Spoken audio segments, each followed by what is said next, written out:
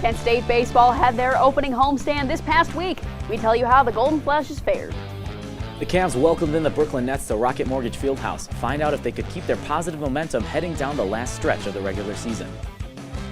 And the Penguins welcomed in the Oilers. Can they stop a red-hot Edmonton team? Find out as Sportscorner starts right now.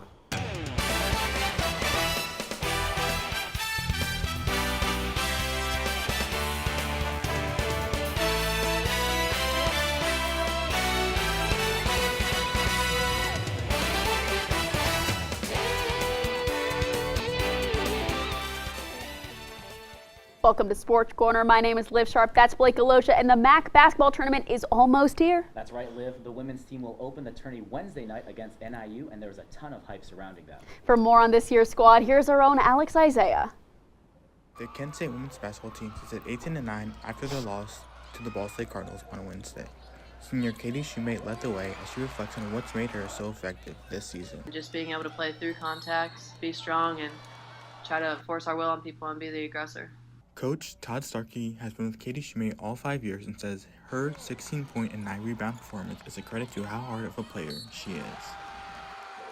Katie's fight all season, but I mean, she was getting double teamed on about every drive, sometimes triple teamed. They played her very physical, and I thought she handled that, very well. Despite the Flash's now third loss here in the MAC Center, Coach Todd Starkey believes this will be a step in the right direction for their future. This team fought all the way to the end against a really good Ball State team, and they're 26-4 for a reason. And this is great preparation for us for going to Toledo this weekend, and then the conference tournament where things really get real and matter the most. Taking excellent care of the ball was sophomore guard Deanna Gray, who added in 6 assists with only 1 turnover as she is growing more confident in her role as a starting point guard. Katie Shoemate believes this is a role that Deanna is ready for. I think that Deanna has always been prepared to come in and do what she's doing right now. I think that she puts in the work. She gets in extra reps all the time, and just the way that she plays, how hard she plays, and how much she cares about it, it's no surprise that she comes in and is able to affect the game the way she does. On the other side of the ball, the Flashes are ranked 4th in the MAC in defense, allowing just 62.8 points per game, and Gray believes this is what makes her and her team so special. We take a lot of pride in our defense, not just me, but everybody on this team, to sit down and guard individually, so I think that's really important for us. With this combination of talent on both sides of the ball, Coach Starkey and his team have only one thing on their mind as they head into the tournament. Cut down the nets in Cleveland. We're going to end up on top. Reporting for TV2, I'm Alex Isaiah. We welcome in the women's basketball reporter. Alex, who needs to step up for Kent to cut down the nets in Cleveland? Well, I think it's Jenna Batch. We saw in these last 2 games, she's really struggled lately. It was 4 for 20 and 8 points against Ball State, and 2 for 9 and 9 points against Toledo. And that's really your second option scorer, something you really can't have when you need to win games like this. This is the time where you have to step up and be really efficient. And she averages 13.4 points a game, and having 9 and 8 against the top 2 teams in the MAC is not how you win games. And what player do you think has flown under the radar for this team? I think Abby Ogle has. She's a senior, but she's been on the bench, and in the game against Ball State, she had 6 points, 4 rebounds, 2 assists, and 1 steal. And that's not really a big stat sheet to brag home about, but I think what's important is how is her energy on the court and off the court. You see her on the bench, she's always hyped for her teammates. You see her on the court, she's giving the extra effort, diving for loose balls, and she leads the MAC in steals per minutes played. And for this team, when things go wrong, she finds a way to motivate them and kind of get everything back in motion. And Alex, with all that being said, what makes you believe in this team? I think this team has really good balance. Last year, you saw this team, they shot the 3 a lot, and they really never had a game inside the paint. But now this team, they have Shoemate and Batch, who are very good scorers. Shoemate leads the team. Jenna Batch is right behind her. And I think this team is very, very good. And on the other side, they have Michaela Morris and Janae Tyler, 2 bigs who hopefully Janae Tyler comes back healthy. She had a knock in the Ball State game. Hopefully she comes back healthy for the MAC tournament. But she's been very good on this team off the bench, providing that scoring in the paint, rebounding, and defending. This MAC conference has a lot of big play, and I think having bigs like Morris and Tyler helped them a lot. And also you have to look at this bench. Tatiana Thomas, she started last year for the MAC tournament, and in the game against Ball State, she rallied this team behind her. They were down double digits, 13-14, and then she kind of just went on a run on her own, getting N1s, defense. It was really amazing to see from her, and I think that type of bench play is important for this team to win the MAC tournament if they want to. Well, thank you so much, Alex. On the men's side, they lost the final 2 games of the regular season to Ball State and to Toledo on the road. Kent State shot a combined 41.7% from the field as they finished the regular season with a 15-16 record and 8-10 in MAC play. They will start tournament play Thursday morning at 11 as they will have a rematch with the top-seeded Toledo Rockets. Moving to the mound, the Kent State baseball team had their home opening week start with a Kyle Jackson walk-off grand slam to defeat Tiffin. The Flashes would then sweep Central Michigan over the weekend, scoring 26 runs across the 3-game series. The pitching dominated, allowing 6 runs with 3 being earned. They will look to continue their hot home streak as they host Youngstown State tomorrow. From the diamond to the mat, the Kent State wrestling team took 11th place at the MAC tournament. Blake Schaefer took home 3rd place honors, but dropped a 5-3 decision in a wrestle-off for a bid to the national tournament. The Flashes will now wait to see if any individual wrestlers will get an at-large bid to the national tournament hosted in Kansas City. Heading over to lacrosse, the Flashes fell short at home this weekend, losing 15-12 against Bucknell. Jackie Wolford led the way for Kent State, tallying 5 goals and 2 assists. Freshman goalkeeper Sydney Davis had a season-high 8 saves in only her 4th game of the season. The Golden Flashes will look to try and get back on track as they travel down the road to take on St. Francis this Wednesday. The Kent State softball team took part in the Catamount Classic over this weekend. The Flashes went 3-1 in the Classic, losing to Gardner-Webb, but defeating North Carolina Central and winning 2 against West Carolina. The team scored 27 runs across the 4 games while holding teams to 2 runs in 2 games. The Golden Flashes will have their home opener this Wednesday as they take on Youngstown State. Today, the Kent State women's golf team is preparing for the Jack Rabbit Invitational. Let's see some stats from some of the star players. Leon Takaji is tied for 5th place with a 1 under par and a total of 71. Veronica Kedranova is in 9th place as she shot an even par. The Flashes are currently in 4th place on the team leaderboard and will look to use their momentum in the final day of the competition for the Invitational tomorrow. We welcome back in Alex Isaiah for this week's edition of Guess the Golden Flash. We're given a whole bunch of stats about a Kent State alumni, and we have to guess who that is. Let's see these stats. Let's do it. Let's see who we got. Alrighty, so Kent State running back 2009 to 2013, 40 touchdowns. That's 2nd in Flash's history. 4,980 all-purpose yards. That's 3rd in Flash's history. Averaged 7.8 yards per carry in 2013 and was 3rd team All-MAC in 2013. Who do we think? I think I got it. This is a Kent State legend. Well, of course. Who do you think? I think it's Dree Archer. Dree Archer? What do we think? Producers? It is. It is Dree Archer. Nice job. Wow. All right. off Well, the we're bat. 2 for 2. We figured them out last week and this week. Maybe got to get a little bit harder. We'll see. The Blue Devils and Tar Heels faced off at Cameron Indoor. We tell you who came out on top in this classic rivalry. I got you. Oh, yeah, I got him. That stupid controller froze again. You're only saying that because you're losing. Bet you bought the cheap one. That controller is junk too. Is this even real? You're spending less, so... Yeah? We'll just buy it again? Smart kids. Who are you? Or what are you? Hey, I was wondering if you guys wanted any... OMG, it's McGruff. Yes, I am. He's not my Uncle McGruff, the crime dog. He's an imposter. He's a fake. I am McGruff, the crime dog. He is the fake. And so is that controller you're holding. It's gonna break. And that, Pops... could blow up in your face. That's right, Scruff. Let's take a bite out of crime together and protect ourselves against fakes. Like him. Who says you're not the fake? Dude, you're literally missing an arm. You are smart kids. You're smart. Buy smart.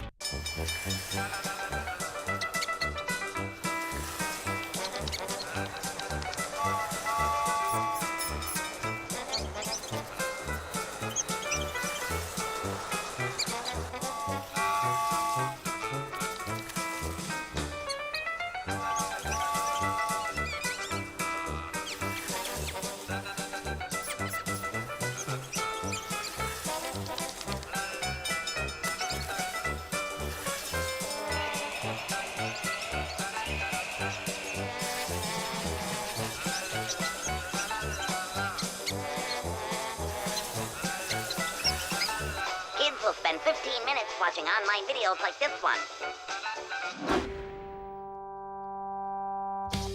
Brushing for 2 minutes now can save your child from severe tooth pain later. 2 minutes, twice a day. They have the time. Good evening, Portage County. My name is David Williams, and I'm here to take us from campus to campus, and we're going to take a look at some college hoops. Starting off, we have UNC at Duke. Moving the ball down the court, RJ Davis passes the ball to Cormac Ryan as he puts it up for a three. There's 18 minutes left. UNC will immediately follow up with the same thing. Ryan again. A minute later, Ryan will get the ball from Elliot Cadeau, step back for a three. 15-14, 13:01 on the clock. Davis drives in the paint, hands it off to Jalen Washington, slams it down the hoop. That's 21-8 UNC. With a minute left in the first. Duke on a comeback. Kyle Filipowski finds Jeremy Roach. Roach drives into the paint for a quick put up of two. Duke down by 7 now. Beginning of the second half, Roach finds Jared McCain. Back to Roach. He takes a deep three from the perimeter. That's going to be good. Duke down by 1 now. 14:40 in the second. McCain misses a layup, allowing UNC a scoring opportunity. Ryan puts up 2 more on the board. 52-43, UNC up by 9. 1 minute 45 left in the game, UNC up by 6. Davis struggling to find anyone open. Ryan from the perimeter. It's good. That's it for UNC. They take the game 84-79. And from the ACC to the SEC, 15th ranked Kentucky is visiting the 4th ranked Volunteers in a big matchup before the tournament. Well, Tennessee down 3 early, but not for long as the guy Ziegler splashes in and 1 3. Ziegler was just named SEC Defensive Player of the Year, 17 points and 9 assists and 2 boards in the game. Antonio Reeves has one of his best games as a Wildcat this year. Last year's SEC Sixth Man of the Year dropped 27 points, including these 2 lawn balls. He shot very efficiently, going 8 for 16 from the field and 3 for 5 from deep. Well, it's not a Tennessee highlight without calling Dalton Connect's name. Great find by Ziegler and a 40 bomb for this year's SEC Player of the Year. And what makes him so special is his versatility. He was showing it off on everything on this one as they're down by quite a bit here, and he pulls up from the Smoky Mountains and knocks it in. A Connect hitting that one here, cutting it to within 4. Then again by 11, they need Connect over Adu Thiero. This one gets it back to single digits, and that Ziegler to Connect connection will be very fun to watch in March Madness. Well, the Wildcats did a great job at answering the Tennessee runs as Reed Shepard is going to dot the 3 over Ziegler. The freshman guard dropped 27 points, 6 rebounds, and 5 assists in this one. Well, the Volunteers clawed all the way back to make it a 3-point game, but Rob Dillingham hits the dagger free throw with 5 seconds left, and the Wildcats pick up a huge quad 1 win right before the SEC tournament, which jumps them up to number 2 seed in the bracket. We've got another SEC matchup with Alabama taking on Arkansas. Let's get into it. Arkansas up 12-6. Khalif Battle drives, loses the ball, and then snags it back and launches a 3. He never gave up on that play there. Excellent job. Battle had 22 points on the night. L. Ellis with the ball. He rolls around Grant Nelson and lays it up and in. Take a look at the replay. He had Nelson totally confused. Arkansas up by 12. Alabama claws their way back to a 3-point game, but Jeremiah Davenport cans a 3 to keep the Tide at bay. But Alabama will not go down without a fight. Mark Sears, the hero of Tuscaloosa, drives into the paint, gets the bucket and the and 1. Bama now within striking distance. Aaron Estrada, sidestep, bucket. Alabama is now down by 1, 64-63 in the second. Less than 30 seconds in regulation. Latrell Wrightsell Jr. outside the arc, dodges Makai Mitchell and buries the 3 to tie it at 74. Takes his time, sets it up, and that step back 3 is good. 5 seconds to go. Can Arkansas do it? Battle misses the 3, so we are headed to overtime. That one just bounces off the rim. Alabama up by 2 at OT. Wrightsell Jr. looking for a lane, instead lobs it up to Nick Pringle, who throws the hammer down. 8 seconds left in overtime. Sears gets the ball on the inbounds. Arkansas playing hard defense, but Sears connects with Sam Walters, who takes the ball down the court and puts the exclamation point on the Bama comeback win. They take it 92-88 in overtime. David, take us home. Next, we go to South Carolina at Mississippi State. There's 12 minutes, 16 seconds on the clock. Passing the ball around, the ball will eventually land on Jimmy Bell Jr. as the 6'10 forward drives in the paint and slams it down for 2. Score of 17-12. After a very slow first half, South Carolina will find the ball in the hands of Talon Cooper. He will miss the layup, but Jacoby Wright is right behind him for him to score. Score all tied up now with 1:34 on the clock. Zachary Davis fights his way through some pressure for a beautiful dunk. South Carolina takes the lead 72-70 now. Close game so far, 1:25 left on the clock. Deshaun Davis finds Cameron Matthews in the corner, fakes a layup, passes it to DJ Jeffries at the opposite corner for another 3. Really working the ball around the court here. Passing game is immaculate. South Carolina up by 6, 76-70 now. Game goes into overtime. South Carolina up by 1. Michi Johnson passes it off to BJ Mack from a shot from the perimeter. 87-83. South Carolina up by 4.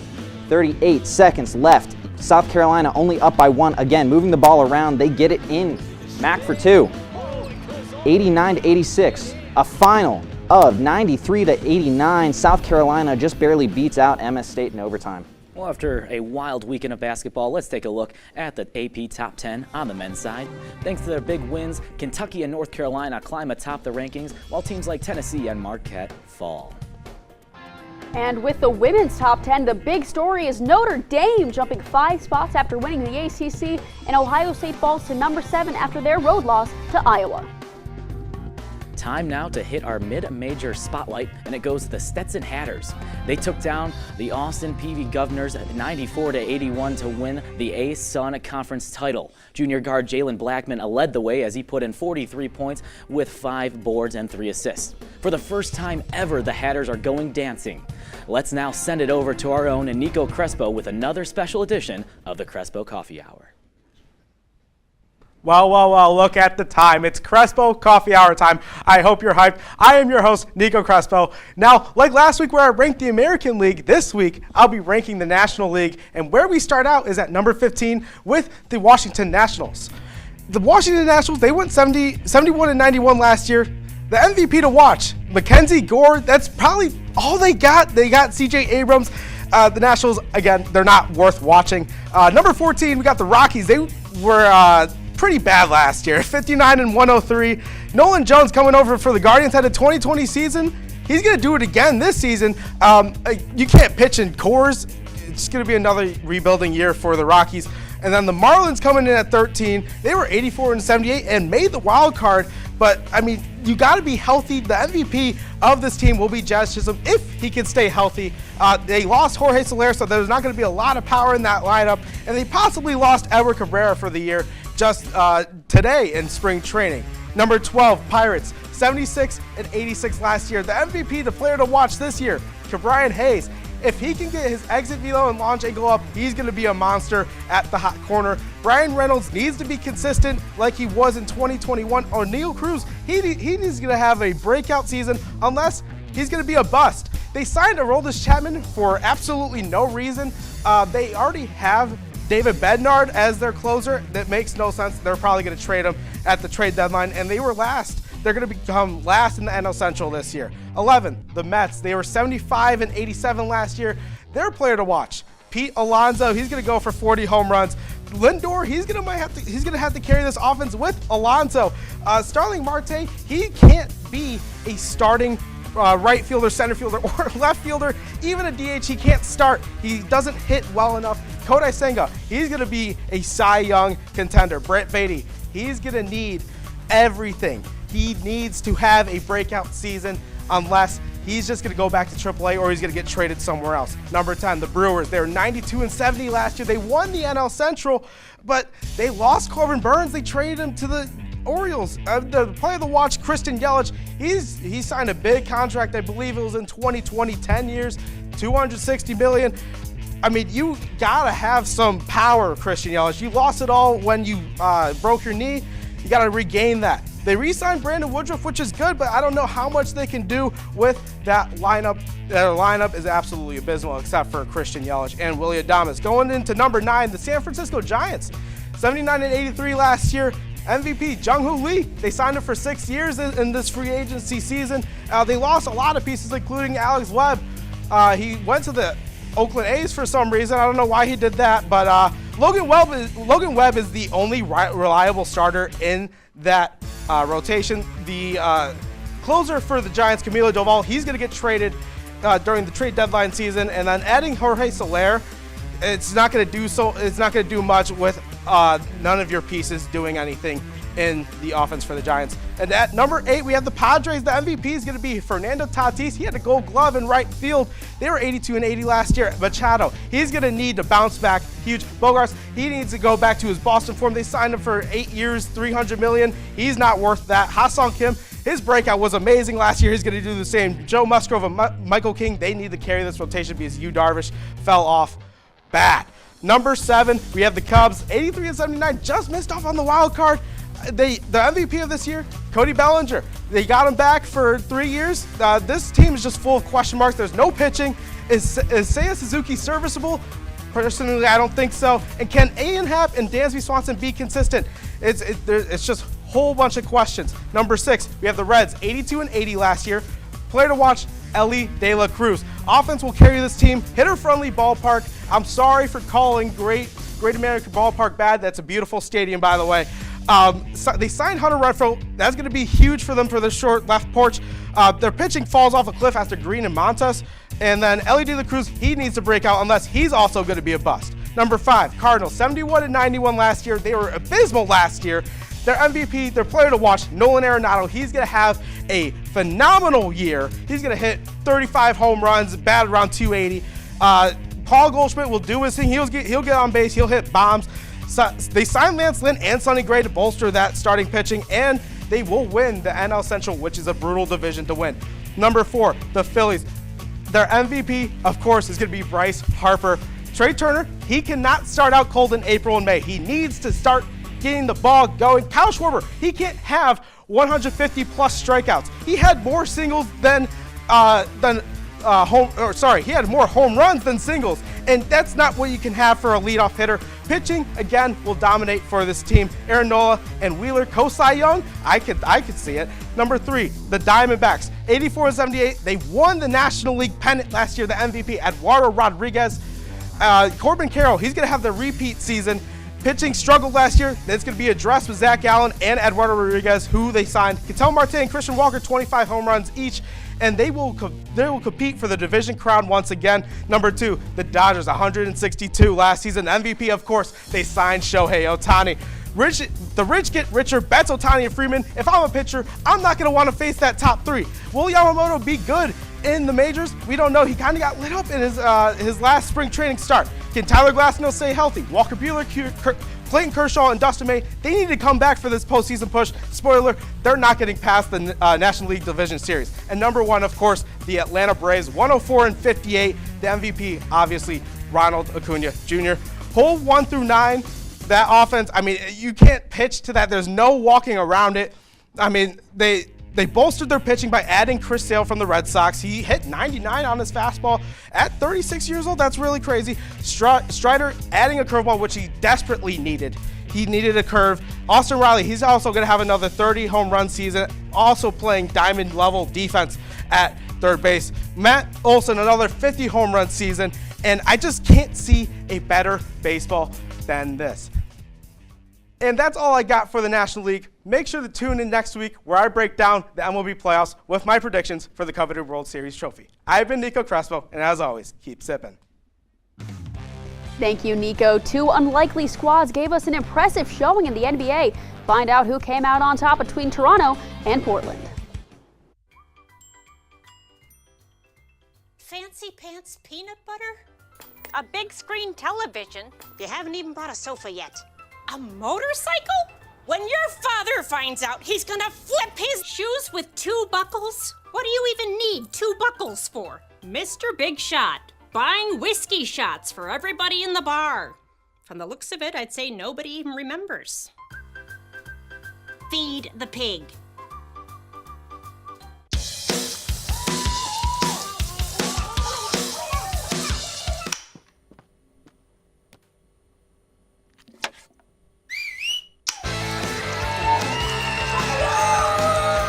Don't let E. coli mosh with your food. An estimated 3,000 Americans die from a foodborne illness each year. You can't see these microbes, but they might be there. So always separate raw meat from vegetables. Keep your family safe at foodsafety.gov. The Cavs face the Nets this weekend at home, looking to win their second straight. Let's see if Cleveland could defend home court against Brooklyn. Dorian Finney-Smith and the Nets, they're looking to get their 9th straight road win in Cleveland. Let's get to the action. Karis LeVert with the rock, turns the corner, tosses it up, and the monster jam comes from Jared Allen. The Cavs pull within 4. Finney-Smith drives it, flips it up and in, and Nick Claxton gets the two-hand slam. Nets up by 8. Claxton finished the game with 16 points. LeVert loses the ball. Dennis Schroeder gets the steal, passes it to Dennis Smith Jr., then back to Schroeder, then back to Smith Jr., who leaps for the dunk. Jared Allen with the rock in the post, passes below to Georges Niang, and he scores the layup underneath. Cavs now trail by 2 with 30 seconds left in the second. Bridges swings the ball to Cam Thomas. No clue who Isaiah Mobley is trying to defend here, but Thomas gets off the 3 and the Nets go up by 5. Niang with the ball outside the arc, drives and scores. He led the Cavs with 20 points on the night. Schroeder scoops up the ball, gets off the triple near the logo, and that is good. He beats the buzzer and has 17 points. Time ticking down in the third. Thomas with the ball. He charges down the court, hits the jumper 3, and the Nets lead by 16 going into the fourth. The Nets had a dominant third, and they just cruised to a win in the fourth. Off of 18 threes, here is another one from Thomas. He gets the foul for the 4-point play. The Brooklyn Nets soar to a 120-101 win over the Cleveland Cavaliers. Good evening, Portage County. My name is Alex Isaiah, and I'm here back to talk about the NBA hoops, as there's a lot of action going on as the playoffs are right around the corner. So let's get right into it.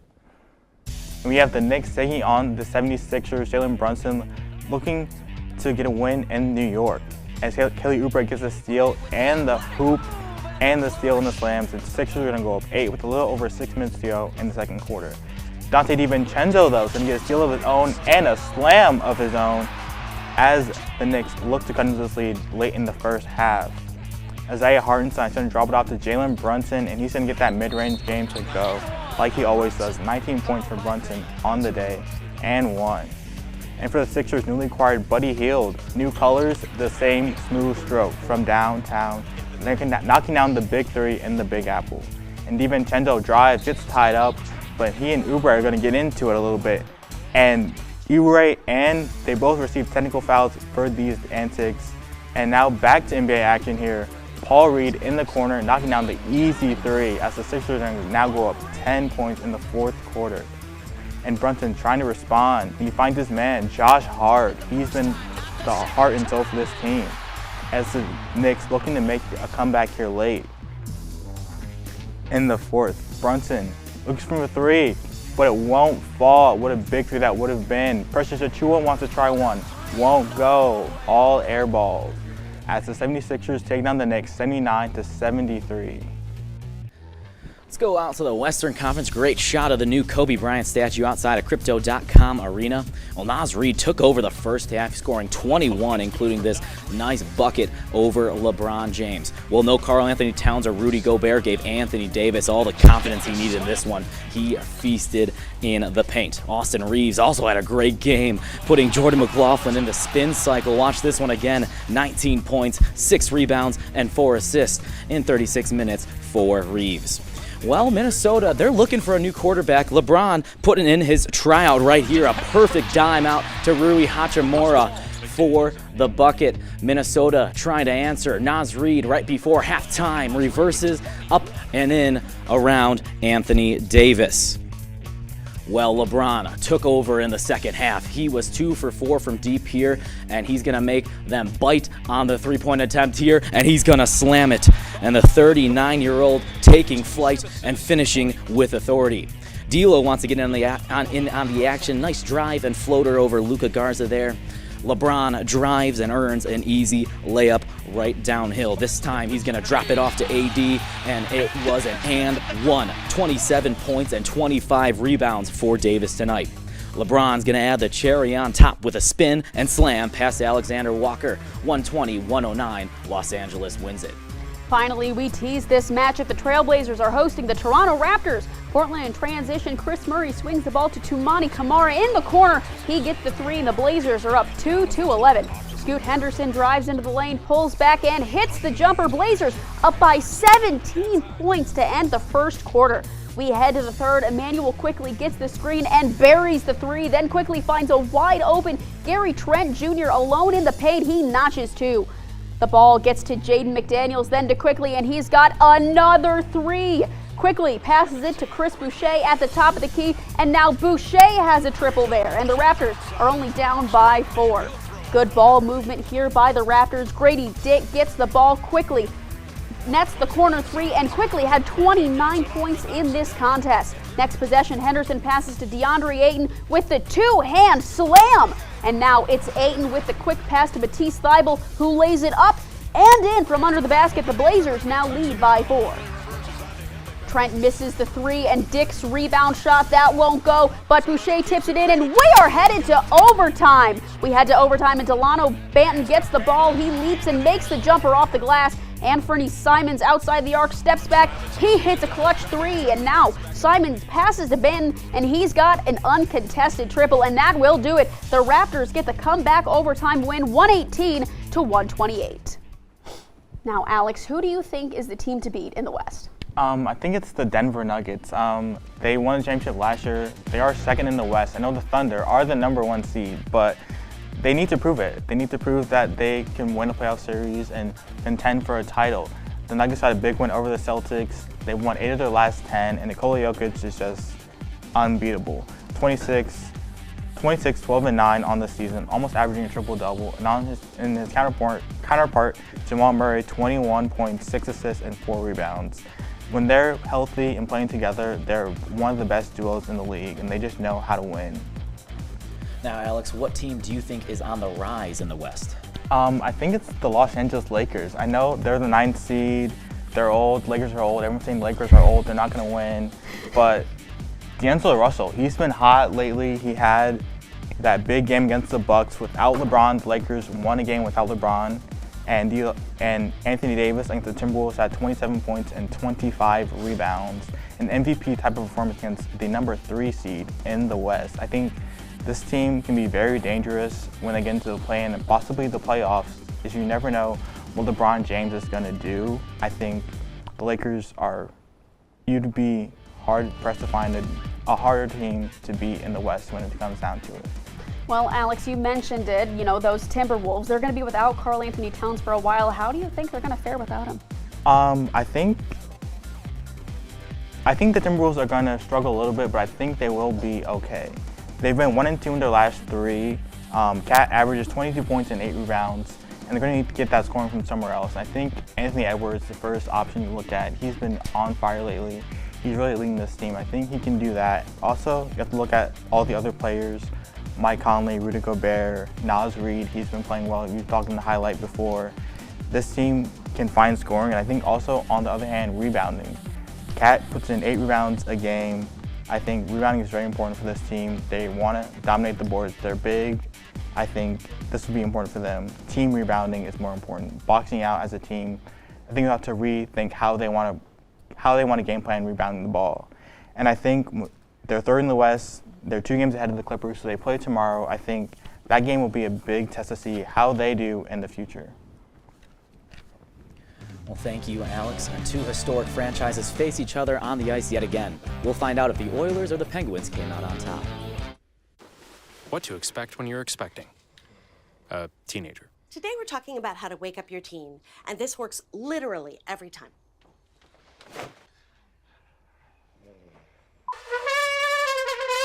Good kisses. Good kisses. You heard how loud I heard. It wasn't you. Yeah. It was the... Is that bacon? You don't have to know it all to be a perfect parent. Thousands of teens in foster care will love you just the same. There's a lot of fear in coming back to school. I'm a 40-year-old man that walked in there to get his high school diploma. It was very hard for me, but one of the teachers was Miss Araceli. She gave me direction. Every single time I had a question, she'll put down whatever she's doing and she'll sit there with you until you get it. 50% of getting your high school diploma is walking through those doors. The other 50% is doing the work. Find free adult education classes near you at finishyourdiploma.org. Welcome back. The Blue Jackets hosted the Nashville Predators this Saturday. Could Columbus get the cannon firing, or would the Predators pounce in Nationwide Arena? Predators coming in at 36-25-3, while the Blue Jackets stand at 22-31-10. And it was the visiting team that would hit the ground running in the first period, as Kiefer Sherwood had 5 shots on goal, and this one got past Daniil Tarasov. Let's watch this one again. Strong wrister by Sherwood to just get it past the keeper. Well, early in the second period, Columbus is going to answer after Alexander Texier is going to clean up the rebound from Provorov, sending it on with the slap shot. That is now 5 straight games with a point for Texier, a new career high. As we can see this one again, it comes around, Provorov sending it on. Keeper could not corral it, and Texier right there to clean it up. To the third we go. Nashville is going to be saved by their rookie Luke Evangelista. The 22-year-old winger now has 13 goals and 17 assists over 63 games, and 2-1 would be good enough for the win as Nashville takes it. A terrific performance by the man in the net for the Predators, as Kevin Lankinen was near perfect. Now we've got the Edmonton Oilers traveling to Pittsburgh to visit the Penguins at PPG Paints Arena. Let's get into it. Chris Letang with the puck, but an errant pass here. That's going to send the puck to Captain Connor McDavid, and he notches a goal. That one gets past Tristan Jarry, so there goes any hope of an 8th shutout. The Oilers are up 1-0. Edmonton now back on offense. McDavid sends it up top to Evan Bouchard, who passes across the ice to Matthias Ekholm, and that soars right past Jarry, and Edmonton has a 2-0 lead. And sorry, Penguins fans, it's not going to get much better from here. McDavid gets the puck off of the boards. He passes across to Darnell Nurse, and Nurse notches a goal. The Oilers are now up 3-0. Pittsburgh having a lot of difficulty on offense, but what's interesting is Pittsburgh and Edmonton are neck and neck with shots on goal, but the Penguins have yet to net a goal, and this will be the dagger. Nurse calls for the bartender. Top shelf. Edmonton wins it 4-0. And Chris Knobloch gets his 36th win in 50 games. That's tied for second most in NHL history. Edmonton gets the win and improves to 39-21-3, and Pittsburgh falls to 28-27-8. Now let's go over to the Devils versus the Hurricanes. It's a terrific jersey matchup in this one, as the Devils were coming out of the tunnel, but the visiting team lit the lamp first. Martin Necas tees it high and lets it fly from straight on. Necas with his 20th goal of the year, and the Canes are up 1-0. You see it straight on and just gets past the keeper. Well, the Canes were playing some great hockey until this turnover in their own zone. Jack Hughes is going to get the steal, and he's going to dish it to Nico Hischier for the score. Hischier elevates the puck just enough to find the back of the net for goal number 21 on the season. Knotted up at 1 as we go into the third. Jesperi Kokoniemi snipes it from a crazy angle to give Carolina the lead. You gotta watch this one again, as he is almost at the goal line when he takes that shot, but still somehow sneaks it in the top right corner. Well, with just over a minute left, New Jersey had their goalie pulled, and Carolina will put in the dagger. Svechnikov sealing the deal, or will he seal the deal? Because we're going to get a little more hockey. Time winding down. Jack Hughes sends it on, and the puck stays loose long enough for Timo Meier to clean it up for the goal. Carolina now only leading by 1, but they'd actually add one more empty netter to make it 4-2 Carolina to end it. Means NFL free agency has begun, but some teams are already looking to the draft. Our own Ryan Schenko gives his mock draft on where prospects will land on the deep dive coming up. When I was growing up, my mom was extremely tidy. We were trained to put things back where we got them from. One day, when I walked into my mom's house, I felt like I walked to someone else's house. There was stuff everywhere, and just growing up the way I grew up, and to see this transition was very alarming. When Sean talked to me, it was a wake-up call, and that's when I went to the doctor. Okay, Dad. 1, 2, 3.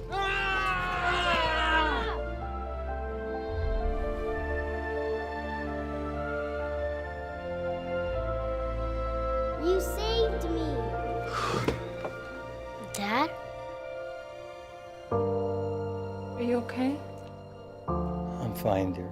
Your hero needs you now, and AARP is here to help. Find the care guides you need at aarp.org/caregiving. Ladies and gentlemen, welcome back to Sports Corner, and it's that time again. I'm looking down at the watch I don't have on, but I still know what time it is.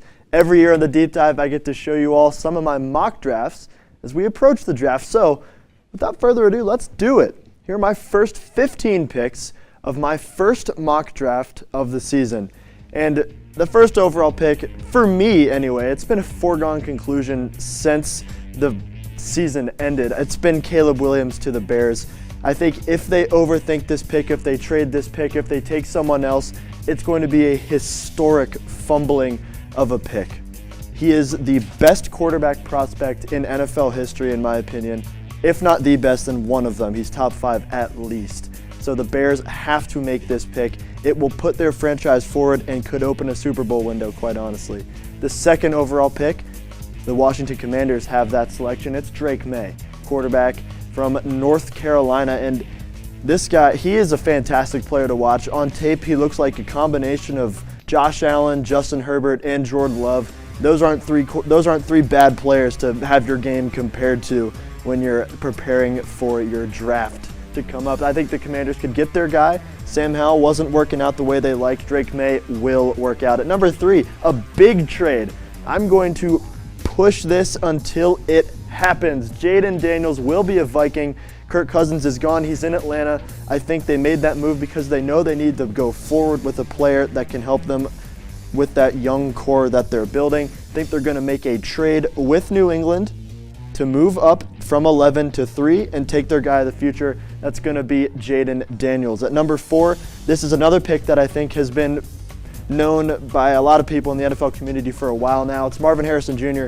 He's going to be a Cardinal. Kyler Murray is their guy, or so they say. We know they said that about Josh Rosen too, but not too worried about that. Kyler is not Josh Rosen, and Marvin Harrison Jr. will be very happy about that when he arrives in Arizona in April. At number 5, Brock Bowers, the best tight end prospect I've ever seen in my entire career watching NFL football, watching college football. He is phenomenal. He will be a Charger, and he is going to make Justin Herbert's life a lot easier. Now with the 6th overall pick, it's the Giants that are up. They just made some moves in free agency today. They got Brian Burns from the Panthers. That's going to help shore up that defensive line. So they're going to make a pick on the offensive side of the ball. They're going to go with Malik Neighbors. I do think Rome Odunze is a better player, but I think Neighbors fits the Giants scheme a little bit more because they don't have a quarterback who can really utilize Odunze as a deep threat. I think Neighbors is going to fit more in the slot and run the concepts that they are going to be able to hit next year. So I think he's going to be the pick for the Giants at 6. Number 7, it's plain and simple, Joe Alt from Notre Dame. He's going to be a franchise left tackle at number 7. And there's Rome Odunze coming off at number 8. The rich are going to get richer. The Falcons just signed Kirk Cousins, and they're going to give him another piece to help them win this year. At number 9, the best edge rusher in the draft. The Bears get Latu to help make that defense even stronger. And at number 10, the Jets are going to help protect Aaron Rodgers. They're going to take Olu Fashanu out of Penn State. Now we're going to move on to the 11th pick in the draft. That's going to be Byron Murphy II. The Patriots are going to load up on that defensive line after trading back in the draft, and I think they're going to roll with newly signed Jacoby Brissett this upcoming season. Number 12, though, the Broncos are not complacent. They're going to take J.J. McCarthy and hope he develops into the player they think he can be. He's going to be their guy moving forward. At number 13, Taliese Fuaga will be a Raider. And at 14, another tackle, J.C. Latham from Alabama. He'll go to the Saints to try to protect Derek Carr for a little bit longer. And at number 15, the Colts shore up that offensive line. They get their center of the future with Jackson Powers Johnson out of Oregon. So there you have it. That's the first half of my first mock draft. I'm so happy I got to share it with you guys tonight. And we're going to throw it back over to the desk. I've been Ryan Chenko, TV2 NFL Draft Analyst. Thank you so much, Ryan. We now welcome in our volleyball reporter, Jordan Hiles. Jordan, tell us a little bit, what is the Pro Volleyball Federation?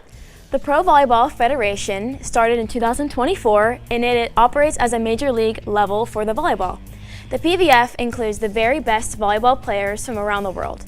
More than 145,000 fans have attended the Pro Volleyball Federation matches this season, and 1.25 million viewers streamed the matches on YouTube. There are currently 7 U.S. cities that have pro volleyball teams: Atlanta, Omaha, Grand Rapids, Orlando, Vegas, San Diego, and Ohio's very own Columbus. Wow. What are some good teams to keep an eye out for? As of right now, the Federation is tied between Atlanta and Omaha. They both have a record of 7-3. Atlanta Vibe has 2 standout players leading the offense. On the opposite side, Anna Lazareva has 84 kills on the season and recently earned her 3rd PVF Player of the Week honors. On the defensive side, Morgan Hentz, a libero from Stanford and is one of the best liberos in the league. At Stanford, Hentz won 3 national championships, earned Pac-12 Libero of the Years for 3 consecutive times, and holds the school record for career digs with 2,310. Leading the offense for the Supernovas is the outside hitter from Oregon, Brooke Nunviller, a 3-time All-American and 4-time All-Pac selection. In the Pac-12 history to record 1,500 plus kills and 2,000 plus digs in a career. In the Federation, Nunviller has 127 kills.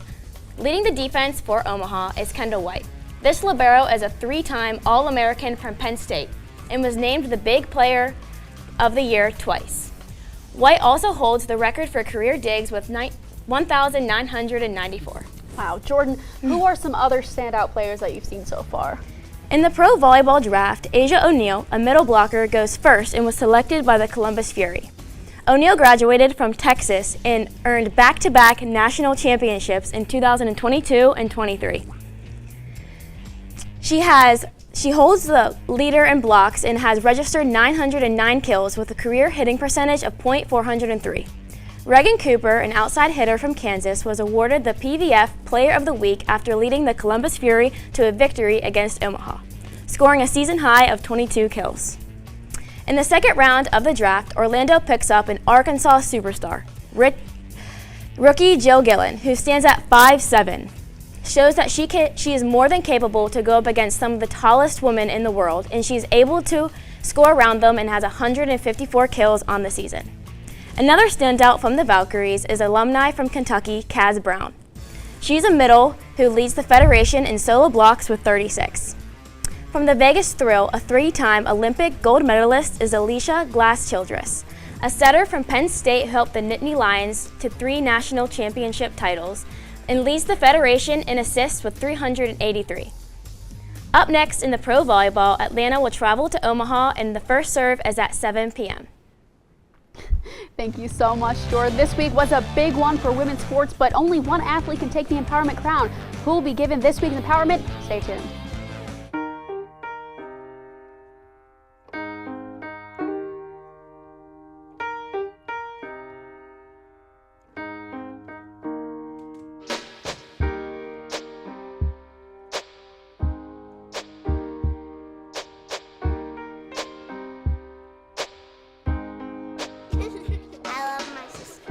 Heart doesn't see race. Love is love. Well, Thomas, you've got pre-diabetes. But with more exercise and a change in diet, it can be reversed. I've tried exercising. It just makes me hungry for bacon. I love bacon, too. And who really likes to exercise? Not me. Me neither. Nobody. So we're good? What? Oh, you still have pre-diabetes. Big time. Welcome back. For Empowerment this week, we are checking in with a player I talked about during the second week of the college basketball season, and that is freshman phenom Mylasia Fulwiley. We discussed her record-breaking South Carolina debut, and she has not let up off the gas all season long and was named the SEC Tournament MVP just yesterday. And she is the first freshman to win this accolade since WNBA superstar Candace Parker.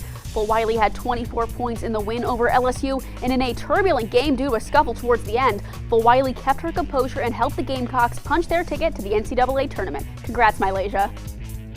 And for my man on the Silver Mountain, I'm going with Luka Doncic. This man is playing in a league of his own. I swear on Saturday, He recorded his 6th straight triple-double, which is the longest streak in NBA history. Doncic is on a tear, averaging 36.3 points, 11 rebounds, and 11.5 assists on 51.6% shooting from the field. He's also the league's leading scorer with 34.7 points per game, which is 3 more than the next highest scorer, Shai Gilgeous-Alexander. I've been saying Luka for MVP for a while now, and this late season heat-up is certainly bolstering his campaign. And I am choosing Sugar Sean O'Malley for my man on the Silver Mountain. O'Malley's only career loss came against Marlon Cheeto Vera, and on Saturday night he had a chance to avenge that loss and did just that. In a stylish, striking performance, O'Malley defeated Vera via unanimous decision. Sugar landed 230 significant strikes throughout the bout, the 3rd most in a UFC title fight and the most in a UFC bantamweight title fight. Some potential future opponents for O'Malley include new UFC featherweight champion Ilya Tapura or top bantamweight contender Merab Devalshi. And for my best bets this week, I'm looking at San Francisco to cover the spread of +9 versus Gonzaga in the WCC semifinals. Gonzaga has been playing some great basketball, but I think the spread is just too high, especially in tournament play. The Bulldogs are coming off 8 days of rest, which could mean they have to shake some rust off. I think San Francisco will slow this game down and try to force Gonzaga into some bad shots, which is why I also like the under in this game at 150 points. If you can find those 2 picks, $10 could turn into $36. And we've got a fun little game for you all tonight. So everyone here at TV2 Sports has submitted their top 3 favorite athletes of all time, any sport playing at any time. And we, as a group here on the show, are going to guess whose list is who. This one's really going to be interesting. We've got a whole bunch of people over on the couch. Let's see the first list. Who do we got? So this is Mike Tyson, Larry Bird, and Bo Jackson. Okay. Quite an eclectic list. Shall we see? Bo knows, do we know? I'm going to say Anthony Leonardi. That's my first guess. That's probably right off the gate. I see a Celtic on there. I might guess Michael Needham. Michael Needham? I might But guess there's only our own one Michael Celtic. Needham. Only one There's Celtic only one there. Celtic. And it's Larry Bird. I mean, you don't have to be a Celtics fan to like Larry Bird. Yeah, that's what I'm I feel like thinking we'd see some Neenan. hockey if it was Neenan too. All right. So Anthony Leonardi or That's Michael very Needham. true, Whose actually. list is it? Heidi! Oh There my is not goodness. a single soccer player. Heidi, our resident Kent State goalkeeper. I was kicked unfamiliar quite with a Heidi's fun. game. No Kobe either. No Kobe. I wasn't ready for that. No, Kobe is actually. That I'm would've given it really. away. That would've one. given it away. That's too Low-key. shocking. Yeah. All right, next list. Crazy. Oh, Carry On Johnson! When we were accepting applications, this is. we encouraged people to go deep in their bag. This is Maddox Miller. You think this is Maddox Miller? Yeah. Everyone's pretty set on Maddox Miller. I see a lion and Wolverine on that list. All right, that one goes to Maddox. That one was maybe a little bit too easy. Oh, come on, Maddox. Next, whose list? Too Miles much. Garrett, Nick Chubb, Jose This is Ramirez, Blake. Joshua This is Aponte. Blake. It's no, Aponte would have I think LeBron. it's Nico. For There's a sure. baseball Oh, he would, but wait, what if he's Aponte would trying to just throw us not off? Aponte would just list LeBron. I would say Yeah, Nico. why is My, this not my LeBron? guess It's would be Aponte. Nico. Nico? Actually, no, I can't be convinced of Nico. Let's go Nico. Matt Corrali, actually. It's not me. Mara! That's so Mara generic, O'Malley. Mara, come on. That's so generic. She just picked top players Come from on. each We do Cleveland. need to- Whatever. We Come should on. take this opportunity to invite Mara O'Malley back on Sportscorner. Of course. Okay. Okay. LeBron James, Oh, Marvin Wait, no. Harrison Jr. This is Jacobs. This is Jacob Krause. Jacobs. I absolutely agree. Jacob Marvin Krause. Harrison. Yeah. Marvin Big ol' Harrison. Maserati Mars. Maserati Mars. Next. Oh, This is it's Gabe, right? This is Gabriel Kent. It's gotta be A whole bunch of players If we we don't got know. names we can't pronounce, Yeah, we I'm can really attribute No, that to Gabe I know Caleb Swanigan when I see him. He was a monster at Purdue. There we, oh, then yeah, okay. Yeah. No surprise Absolutely. there. Next, LeBron James, Stipe Miocic. Jose Ramirez, Stipe Stipe. Gotta be Miocic. Josh, right? I don't know. Josh knows. Does Josh know Little Stipe Miocic? UFC. I'm guessing Blake again. I don't know who Blake? that guy is, to be honest with you. You might Yeah, be. You might Blake. be. Yeah, Is it Blake? I'm Yeah. thinking I wanna Blake. Blake Galoja? You know why Stipe's on That that is list? Oh, why is he on the He's list? from Stipe's my neighbor. See, Stipe lived across from me when he was the heavyweight title champion. Wow. That's Yeah, nuts. right across. You know what? That's a really good reason for him to be So your Stipe's favorite. got to be one of my Makes favorites. sense. Yeah. Next, 4 players. Devin Smith, Michael Nick Bourne. Chubb, Francisco Oh, Lindor. Michael Bourne. Honorable mention, Michael Bourne. Hey, I'm a big fan of Before or after Francisco he got Lindor. suspended? Is this Josh Aponte? Yeah, This that's what I'm thinking. That's what I'm is thinking. probably Josh Aponte. Well, because he loves Lindor, Well, but there's Devin- no There's LeBron. no LeBron. I Devin can't Smith be. was an I can't old say it's Ohio Josh. State There's no receiver. LeBron. Maybe. Is it? Max Nico? Crosby? I was talking Is it about Nico? Francisco Lindor earlier. Is it Nico? Noah. Noah. Noah Keedy. Noah knows about some Devin Smith. He lore, really huh? does. We're learning new things about everyone. I think that's right. what makes this fun. Next, LeBron James, Anderson Varejao, Stephen Oh, Kwan. we Everyone love say it with me. love Josh Aponte. We love Stephen Kwan. I give it to Josh. Yeah. I love Stephen Kwan. Two old-time Yeah, that one was a little too easy. Tom Brady, David Ortiz, Paul Jeez. Pierce. Oh my God! I mean, Neenan. That's got to be Michael. This ain't Boston. Boston. Show me Neenan. Boston. Michael. Yeah. Mike Neenan, our resident David Ortiz. New Ah, Englandite. tease. Of course, that's Oh, going to be his. Next, we've Grady got Grady Sizemore. Sizemore, Oh, boy. Miles Garrett, Dwayne I Wade. respect that list. Deep in the bag. Nico. That's a good game. Me? Nico. Yeah, Nico. I think I don't know. Nico, I just great keep- job, it's- man. It's Mine's gotta not be up you. there. One of Anytime you these see guys. Miles not Garrett, mine. Right? It's gotta be Miles I Garrett. say Nico. Nico, that was a great list. Who's Great list? list. This isn't mine. Oh no! I give you Grady Sizemore. That's a fair. Thank good you. one. Wayne Grady Sizemore Sizemore was that's the a first great jersey one. I You ever have a owned. Grady Loved Sizemore Dwayne Wade shirt? and No, come Michael on. Bourne. Miles Yeah. Garrett is self-explanatory. That is very fair. All right, next. Okay. Ooh. This is David. Yeah. Demarius Thomas. David, are you going to deny it? I'm not gonna deny it. Wow. You could Wow. have given me anyone from the 2013-14 Broncos roster, and it would have been right. Yeah. Yeah. There you go. No, yeah, that's true. Next, LeBron James, I only know one person on this. Rose list, to be honest Lavelle, with you guys. Vinicius Jr. Question mark. Which leads me to believe this may be Jordan Hiles. Could I this don't be know Jordan who you Hiles? are. No. Is it Jordan? We've got two Alex. soccer players on the list. Alex, who are these no people? Vinicius Is that a Jr. from soccer Real Madrid, player? and then Dude. Roosevelt, Oh, obviously. no. I don't know national soccer. team. Rose might have been. Little soccer. I don't know who. Yeah. Hey, I've heard of Rose. dude. All Way to right, go. we got a couple more to get through. Zoe Flex, Simone Biles, TJ Watt. Gee, Now I mean, this is, one. Is this Della? Is it This Della? has gotta Yeah. be Why would Della. she I don't TJ think Watt? Della would choose TJ Watt. I think this is Jordan I mean, because Jordan is a yeah. Steelers fan. Oh, is good she? way. Jordan? Oh, that makes Is this sense. Jordan Hiles? Okay. Yeah. Yeah. Okay. Yeah. I see. It pays to know people. Bonzi Colson, Matthias Bonzi Colson, Farley. Matthias Farley, and Sierra Wood. Oh, Shenko? boy. Is it Ryan? Yeah, I was It's gonna Ryan say Shango. Shango. I No, read I this knew list so these bad. players. Yeah. Those are Yeah. three Notre Yeah. Dame legends. Notre you Dame. guys. Notre Dame. Bonzi Colson led us to the Elite Eight in 2015. Matthias Farley and Sierra Wood, Notre Dame football legends, and they hold a dear place in my heart. All right, let's see. Who do we have next? We've got our last list. It's Bukayo Saka. Andrew This is, McCutcheon, Corrali. Braxton Miller, Show Me, Nico Crespo. No, show me Matt way. Corrali. This is one of the Arsenal fans. This is Matt Oh, Corrali? Yeah. What? Is it Corrali? You I did know not what? expect him to be Nico, a did you not diverse submit a list. list? No, I like that did. list. I don't think they put mine in. Oh. Mine was Mike Trout, Ken Griffey Jr., and Paul George. Excellent PG list. I had a Mike That's Trout a really poster good list. on This my was wall fun. in my Did you have bedroom fun? for like I enjoyed 8 this one. years. I learned a growing lot up. about You it. changed my Yes. Everyone Some was really deep in surprises, their yeah. bags. Jordan and I could have had easy cop-outs. Our boyfriends are athletes. We could have put them in there, but No. we tried to be sneaky. Yeah, Well, that'd be too easy. That would be too easy. Yeah. Everyone would have known. Did you guys have fun over there on the couch? I loved it. I had This was fun. awesome. I had fun remembering Sierra Wood taking it to the house against Oklahoma in 2012. Oh man, just what a happy day. I didn't game think What a mine was happy going to day. get picked so fast. I saw Like- Demarius Thomas, Did- and I was like, Yeah. Demarius You're like Thomas. the Like, only I was- Broncos May he fan. rest No. in peace. That did. I mean, I thought maybe like I was going to put Peyton Manning, but that would be That way would have too been obvious. way too obvious. Yeah. that would have been less obvious because he Really? was a cult at least. That's Yeah. true. That's Well, true. this that's was a true. lot of fun. I That's had a fair. lot of I thought fun. maybe you guys would guess Thank you Della guys or so something. much for a great show. We're going to see you next week. I've been Liv Sharp. And I'm Blake Aloja. Have a great night, Great Portage night. County.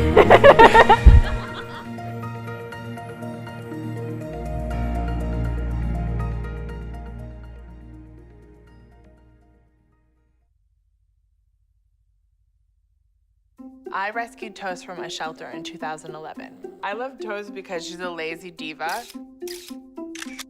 Toast does whatever she wants, obviously. She's sleeping right now. She's an epic snuggler. She's so comforting. She's so loving. Toast makes me laugh. When I walked into the shelter, I knew right then that she was special.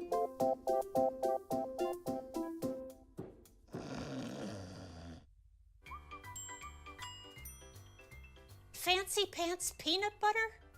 A big screen television? You haven't even bought a sofa yet. A motorcycle? When your father finds out, he's gonna flip his shoes with